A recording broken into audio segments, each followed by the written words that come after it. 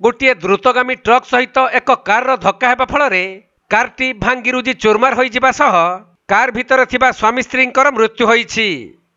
एपरि एक मर्मन्तुत सड़क दुर्घटना घटिछि नुआपड़ा जिला खरियाल थाना गोईमुंडी छक निकटरे। मिलिथिबा सूचना अनुसार कोमना पटु एक कार जाउथबा बेले विपरीत दिग खरियार पटु अति द्रुत गति आसुथबा एक ट्रक सहित सामना सामनी धक्का होइथिला।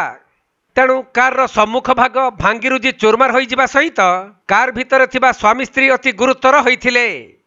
परे सेमानकु उद्धार करी खरियार उपखंड चिकित्सालय रे भर्ती करा जाइथिले मध्य सेठारे डाक्तर उभयंकु मृत घोषणा करिथिले। मृतक दुई जन हेले बड़ दुहेल गाँवर सेनापति बाग और तांको स्त्री कुनी बाग।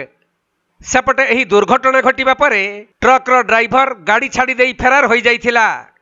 तेणु खरियार थाना पुलिस एक मामला रुजु करी शव दुईटी को व्यवच्छेद पई पठाई अधिक तदंत करुछंती।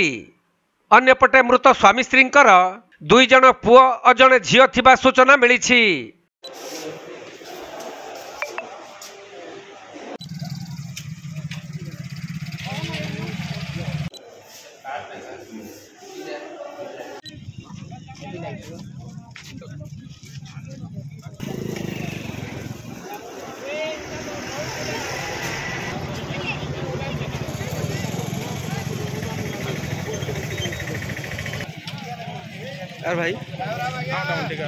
नुआपड़ा जिल्लारू चंद्रशेखर बेहरा रिपोर्ट, कोणार्क लाइव।